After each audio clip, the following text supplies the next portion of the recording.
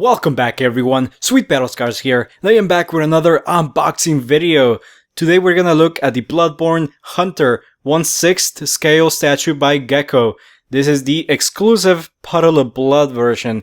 You guys will see what that means in a few seconds, or maybe minutes, as we unbox this statue.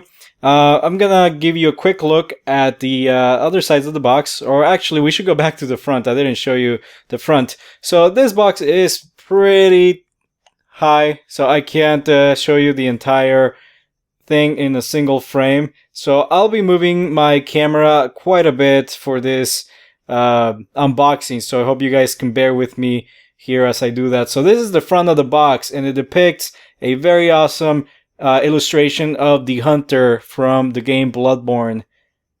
And here you guys can see the entire thing. Let's see if I can get my ruler out. The box itself is roughly 14 3/4. Yeah, that's what that looks like. So, or actually 14.5, sorry. So 14.5 inches tall. And here is one of the sides. You get some text here, some information about the sculptor's profile up there. I'm not gonna try to pronounce his name. I'm gonna butcher it. Shinya Akao, something like that. Like I said, I'm sorry. I'm not gonna try to pronounce it. Then we have a painter's profile. We have the people that worked on this statue. And then here we have some more information. The producer and director, product manager, the sculpt, digital sculpt, 3D printing, paint master, and so on and so forth. On the back of the box, we have, I'm going to zoom out a bit. Sorry, that was a bit rough. I'm trying to zoom in and out as smoothly as I can. All right, so on the back of the box, we have an illustration from the game. Sorry, this is pretty much the cover art. The cover art in the game, and it looks really awesome on a box this size. It's the entire back of the box is just one nice illustration. So this by itself is already a pretty awesome picture here in the back of the box. Very, very nicely printed, very nicely illustrated. So freaking cool. And last but not least, on the other side, we have a little introduction into, I guess, the product here. It gives you a little bit about Bloodborne there, the world of Bloodborne. And then it goes into the features of the figure. And I'm not going to try to read all of that. It'll make for one pretty long video and maybe a little boring. So why don't we go ahead and unbox this thing and see what's inside. So I'll take the entire thing out of the box, and I will set the box aside. Sorry, my camera will get really shaky. So this is how the box was packaged. Or sorry, the figure. The figure was packaged in this all clear plastic enclosure, and you guys can see the statue there inside, resting in a way. Looks kind of creepy in it, doesn't it? It looks actually really cool as well. And you guys will notice here, I want to show you, on the top flap of the box, we have this card here, which I think is the card of authenticity, I believe. This is a limited run. They didn't just make these figures. I want to see if it'll tell us how many they actually made without ripping this off. So there goes that.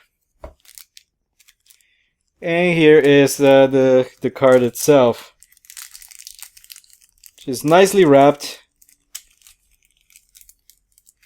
in a little plastic sleeve. So here we go. Hunter gives us some specifications. 1/6 scale PVC, 15 inches tall, and gives you some information on the artist and whatnot. And again, this is the exclusive version, the Puddle of Blood version. It's not the regular version, and I forget how many they made of this, but I'm gonna say for now, I believe it was 1,200. It doesn't say here how many they made. What was the production run for this? And here is the front of the card. It's again a depiction of the hunter. Very nice. I'm gonna put that aside for now. And we're gonna get to the figure. This is... Okay, there we go. Sorry about that loud noise.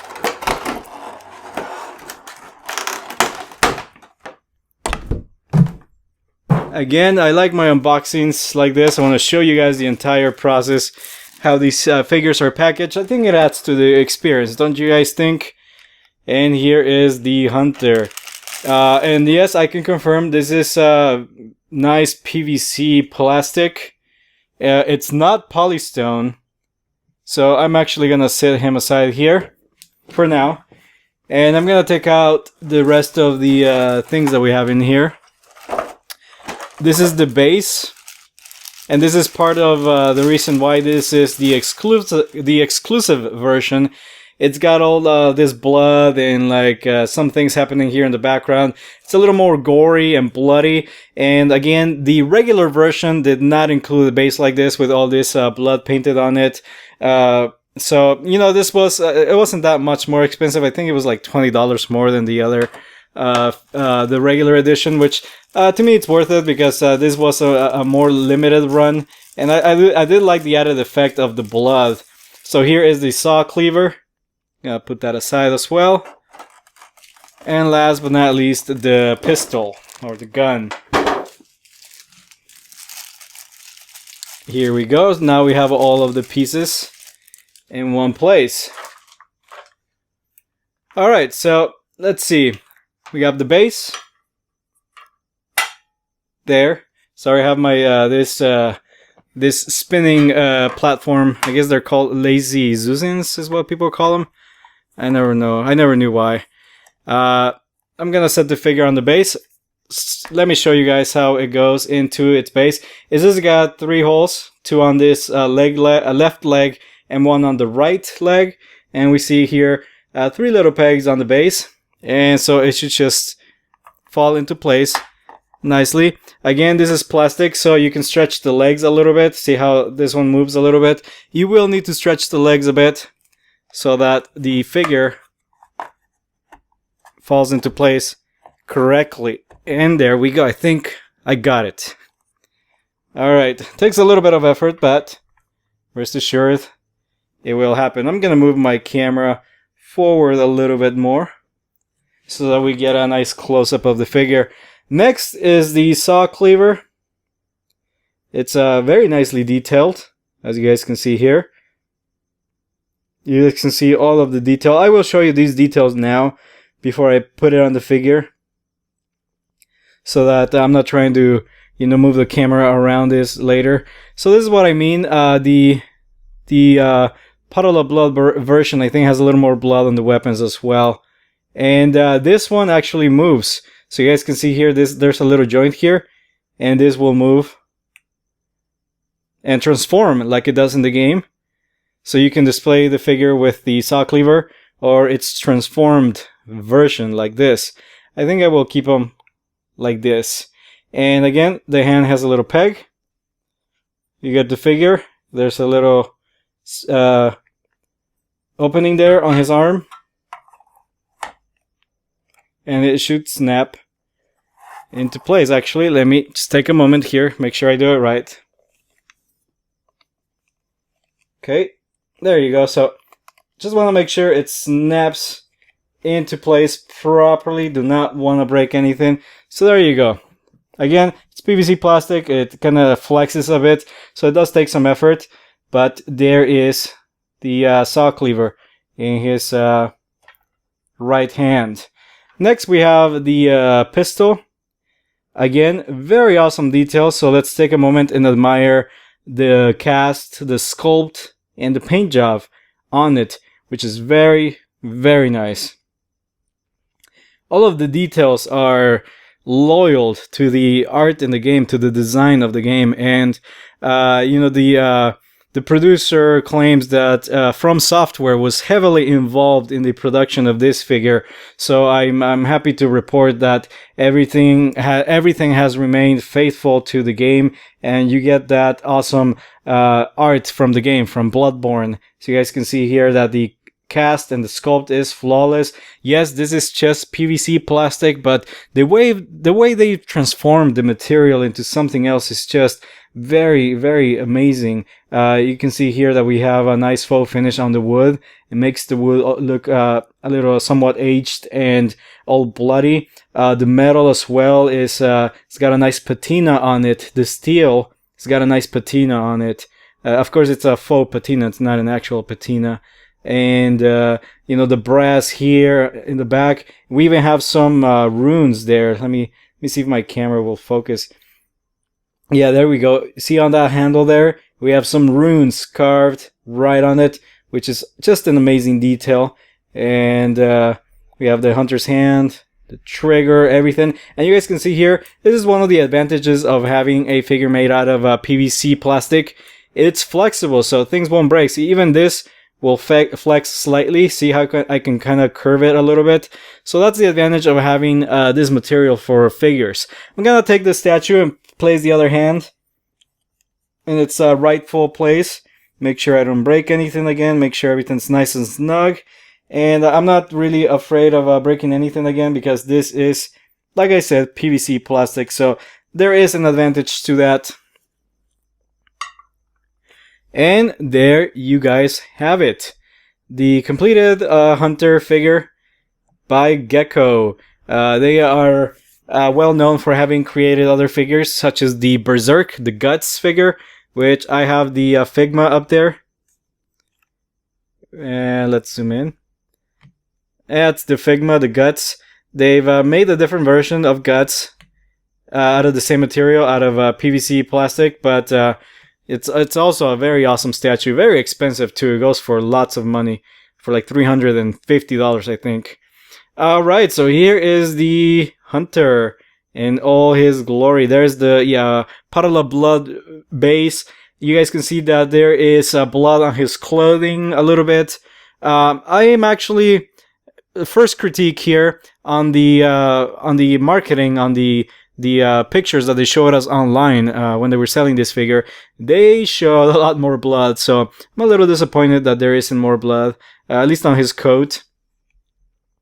Let me zoom in here so you guys can see that there is some blood there, which is an awesome detail. And most of the blood is on the arms, on the gauntlets, there on his armor.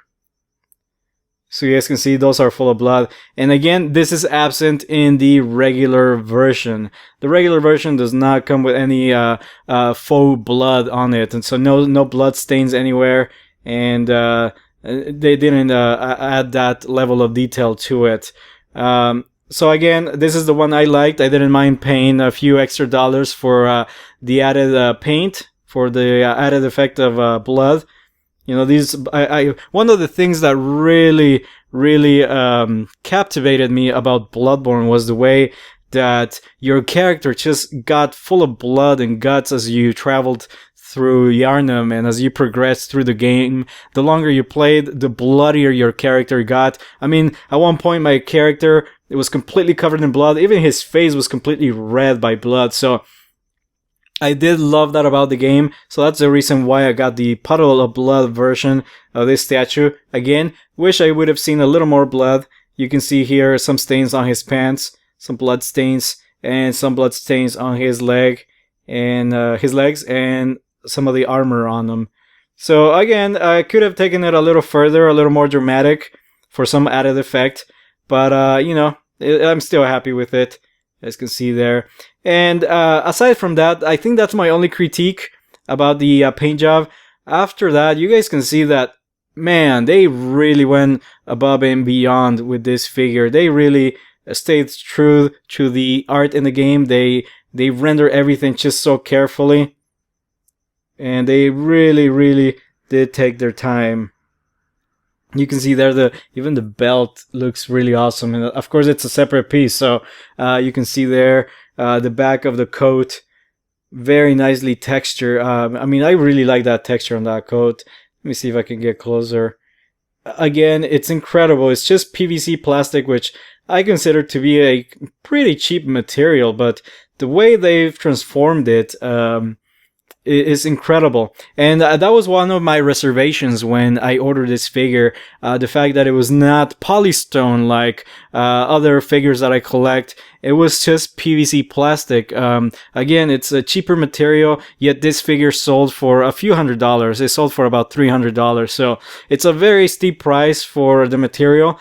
But I think now, upon seeing the figure, I see where that money went. It went to sculpting this amazing statue. And like I said, the transformation of materials is incredible. They do not need polystone. They did a great job with this, which is regular PVC plastic. So very, very nice figure. I'm just taking the time and showing you guys, sorry, there's Ryu, showing you guys all of the details of the figure, even his face, his eyes are really, sorry, I'm very sorry about that. My camera is going crazy. Even his eyes are a little creepy, you guys can kind of see them there.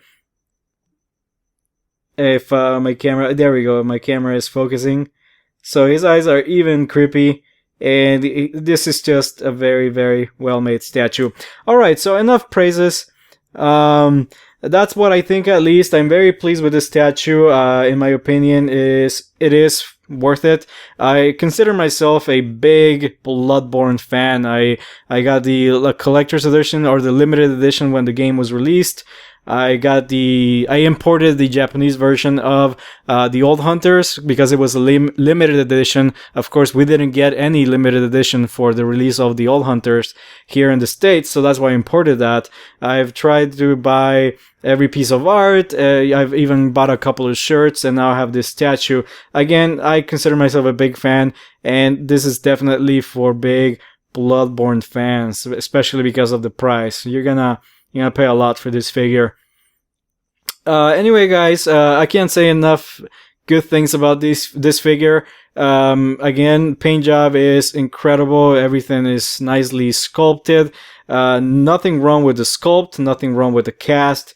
Everything is where it needs to be in its rightful place, and it makes for some pretty amazing statue.